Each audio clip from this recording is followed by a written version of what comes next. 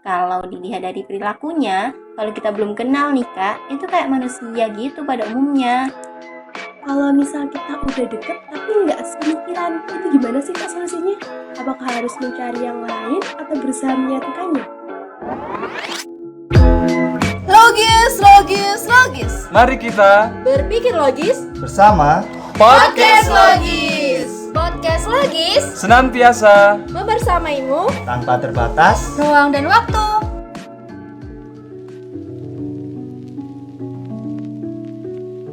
Assalamualaikum, halo sahabat Logis, apa kabar? Semoga kalian sehat selalu ya. Bertemu lagi dengan Podcast Logis. Sebelumnya jangan lupa bersyukur buat hari ini dan tetap jaga kesehatan ya. Oh ya, kita belum kenalan nih. Kenalin, nama aku Rika Trihandayani. Dan aku Maulidia Nur Fatmala. Selamat datang di Podcast Logis episode 3. Pada episode kali ini kita mau bahas apa nih Kak Rika? Nah, sebelumnya kan kita telah membahas tentang mencari teman dalam perkuliahan bersama Kak Arya dan Kak Sabila. Untuk episode kali ini masih tentang lingkup pertemanan nih Kak Maul. Kira-kira sahabat Logis ada gambaran nggak kita mau bahas apa? Yang pasti, tema kali ini nggak kalah seru dari tema sebelumnya ya. Wah, apa tuh Kak? Jadi tambah penasaran nih. Tapi kalau ngomong-ngomong soal pertemanan, aku langsung tertuju pada persahabatan sih Kak. Wih, persahabatan ya. Sebelum kita ngobrol dan sharing-sharing terlalu jauh nih, aku mau ngasih tahu dulu nih ke sahabat Logis semuanya, kalau episode kali ini kita akan sharing tentang perbedaan sahabat dan teman toksik.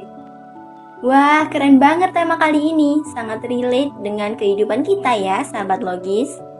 Sebelum itu, aku mau tanya dikit nih ke Kak Maul. Kan sekarang musim liburan tuh ya. Nah, Kak Maul ada rencana nggak? Mau liburan ke Indonesia, bahkan sampai ke luar negeri gitu? Rencananya sih mau di rumah aja Kak, family time. Ngisi waktu luangnya cuma di rumah aja nih Kak. Gak ada rencana mau healing bareng teman-teman gitu. Artinya Kak Maul punya banyak teman kan ya? Temen banyak sih Kak, tapi kalau kayak sahabat yang cocok, klop banget, atau nempel kayak perangko, bisa dihitung pakai jarinya semut. Wah, pas banget nih Kak dengan tema kali ini, yaitu beda sahabat dan teman toksik. Kalau menurut aku nih, sahabat itu seseorang yang selalu mendukungku, dan saat aku senang, ada juga saat aku lagi susah. Sedangkan teman toksik itu yang aku rasain nih Kak, kayak teman yang menjatuhkan, terus kita nggak bisa jadi diri sendiri, datang waktu aku lagi senang aja, dan nggak bisa banget buat aku jadiin support system. Kalau Kak Maul setuju nggak sama pendapat aku? Atau mungkin Kak Maul ada pendapat sendiri? Aku setuju banget sih sama apa yang Kak Rika bicarakan tadi. Mungkin sedikit menambahkan aja ya, kalau sahabat itu seseorang yang bisa aku percaya, peduli sama aku dan nerima aku apa adanya. Sedangkan teman toksik itu bisa bawa aku ke hal-hal yang kurang baik kali ya, merubah kita jadi individu baru dari perilaku, cara pikir, atau bahkan gaya berpakaian bisa juga berubah Kak. Kak Maul ada nggak sih temen yang toksik di sekitar kakak? Sebenarnya sih kalau ditanya teman toksik punya apa enggak, alhamdulillah Kak untuk saat ini dan semoga seterusnya nih nggak ada. Karena aku dengan penuh kesadaran akan menjauhi orang-orang yang merugikan aku. Karena aku berpegang teguh dengan prinsip simbiosis mutualisme. Wah, simbiosis mutualisme banget ya Kak. Mungkin Kak Maul pernah ketemu, dengar, merasakan, melihat, dan menerawang gitu ciri-ciri dari temen yang toksik itu seperti apa? Mungkin kayak dari sifatnya, perilakunya, atau kebiasaannya gitu Kak? Pernah denger sih cerita tentang temen toksik waktu SMA. Jadi dia itu memiliki sikap dari salah satu yang Kak Rika sebutin tadi, yaitu nggak bisa dijadikan support system yang baik. Dia selalu menjatuhkan temennya yang punya mimpi, gak pernah percaya kalau temennya itu bisa dan mampu mewujudkan impiannya tersebut. Kalau dilihat dari perilakunya, kalau kita belum kenal nih Kak, itu kayak manusia gitu pada umumnya. Tapi sekali kita deket, udah saling berbagi cerita, bahkan udah jadi sahabat nih, baru akan terlihat sifat aslinya. Oh, jadi gitu ya Kak. Kalau ibarat kata nih, kita udah tercebur ke dunia pertemanan toksik, atau kita punya temen yang toksik, dampaknya itu apa sih Kak? Bahaya nggak buat kita sebagai individu? Menurut pendapat Kak Maul sendiri deh, bisa dijelaskan gitu? Ya, kalau dampak sih, iya bisa disebut bahaya juga buat kita sebagai individu ya. Bisa mempengaruhi cara hidup kita gitu, dari bisa bikin kita stres, ragu sama diri sendiri, merasa tidak menjadi diri sendiri atau terkekang, bahkan bisa membuat kita merasa dimanfaatkan. Kalau Kak Rika sendiri, pernah nggak sih punya teman toksik? Wah, kalau aku sih nggak ada ya Kak teman toksik. Tapi sempat dengar dari teman aku gitu, kalau teman toksik itu bisa bikin kita terpengaruh mental dan perilaku juga Kak. Soalnya kan kita biasa bergaul tuh sama mereka. Nah, akhirnya kan kita terbawa seperti mereka, mulai dari pikiran dan juga perilaku kita. Iya, betul banget tuh Kak. Sependapat nih sama apa yang udah Kak Rika sampaikan barusan. Jadi gitu ya sahabat logis, kita harus pinter-pinter milih temen. Karena kalau sekalinya kita punya temen yang toksik, itu bisa menghambat kita juga buat berkembang. Karena itu tadi, kan seperti yang udah kita bilang ya sama Kak Maul, kalau teman toksik itu bisa bikin kita stres, sampai kita juga bisa ragu sama diri kita sendiri. Kalau kita ragu nih sama diri sendiri, bisa-bisa mimpi yang udah kita bangun, kita dari awal kita masuk perguruan tinggi itu bisa terhambat juga. Nah, kalau itu tadi kan kita udah bahas tuh dampaknya sama Kak Rika nih. Sekarang yang kita mau bahas yaitu kenapa kalau udah tahu teman toksik itu nggak baik, masih banyak di luaran sana orang-orang itu masih mau tuh berteman sama seseorang yang toksik. Ya kalau menurut pendapat aku sih Kak ya, di lingkungan pertemanan yang toksik itu ada nilai lebihnya. Sehingga ada orang yang ingin jadi teman atau bagian dari lingkungan pertemanan toksik itu dengan harapan bahwa melalui pertemanan tersebut akan membawa dia ke posisi yang sama dengan si anak toksik itu berada. Jatuhnya kayak sombong juga gitu ya Kak. Syukur-syukur kalau toksiknya bisa disembuhin pakai air kelapa. Ya air kelapa nggak tuh? Kalau dari kamu sendiri, teman toksik itu kalau emang berbahaya itu, kenapa seseorang bisa jadi toksik sih Kak? Jadi kalau menurut aku sendiri sih Kak, kenapa ada seseorang yang toksik? Itu nggak banyak orang yang punya sifat tidak mau kalah dan merasa paling benar. Karena mereka punya segalanya, terus timbul deh perasaan lebih baik dari yang lain. Jadi dia merasa dia itu yang paling bisa, paling mampu dalam segala hal dibandingin teman-temannya. Hal ini yang menyebabkan dan mendorong mereka menjadi toksik Kak.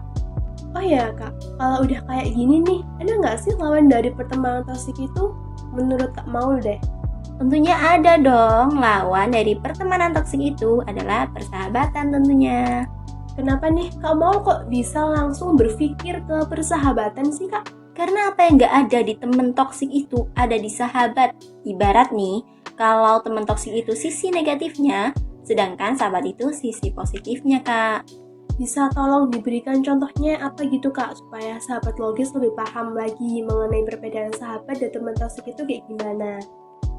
Kalau temen toksik kan udah kita bahas ya dari tadi Kak, aku mau menambahkan yang sahabat aja deh. Jadi kalau sahabat itu mendukung mimpi kita dan bisa menjadi support system kita. Tetap ada meskipun di saat jatuh, dan tentunya kita tetap bisa menjadi diri sendiri ketika sedang bersama mereka. Jadi Kak Maul tentunya ada kan ya sahabat yang menemani Kak Maul di saat jatuh, berbagi asam garam kehidupan, dan saling mendukung untuk mencapai mimpi masing-masing ya Kak? Iya pastinya ada dong, dan aku yakin Kak Rika pasti juga ada kan? Pastinya Kak. Karena dengan hadirnya sosok sahabat sejati, dampak yang dirasakan oleh Kak Rika, apa sih Kak? Banyak kan? Banyak sih, aku jadi lebih semangat dalam meraih cita-cita, lebih percaya diri dengan apa yang aku lakukan, dan contohnya nih Kak, aku bisa keterima di salah satu perguruan tinggi favorit di Kota Malang, yaitu Politeknik Negeri Malang Tercinta.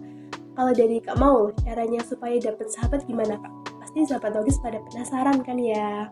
Kalau dari aku sendiri ya Kak, ibarat kita menanam bunga, kita memupuk dengan mencari teman yang sejalan, sepemikiran, yang cocok dan saling mendukung. Lalu pertemanan itu terus tumbuh, kita jadi semakin dekat, saling ngerti, lalu jadilah bunga yang indah seperti persahabatan. Kalau misal kita udah deket tapi nggak sepemikiran, itu gimana sih Kak solusinya?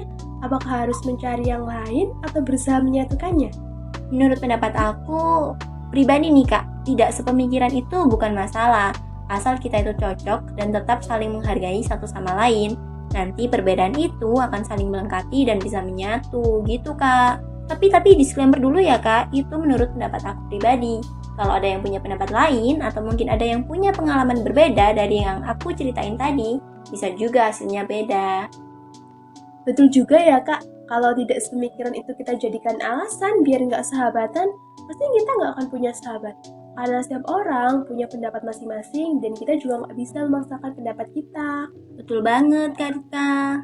Setelah membahas banyak hal mulai dari ciri-ciri, dampak, dan kenapa pertemanan toksik itu bisa muncul, pasti sahabat logis juga bertanya-tanya, kalau kita udah masuk nih ke lingkungan pertemanan toksik, itu bagaimana cara kita bisa keluar dari lingkungan tersebut? Kalau menurut pendapat Kak Maul, solusinya gimana Kak? Mengenai solusi untuk keluar dari pertemanan toksik itu dari aku ya kak. Yang pertama, kita harus tahu ciri-ciri dari teman yang toksik. Seperti yang sudah kita bahas tadi, yaitu kayak teman toksik yang menjatuhkan. Terus kita nggak bisa jadi diri sendiri, datang waktu lagi kita seneng aja, dan nggak bisa buat kita jadikan support system.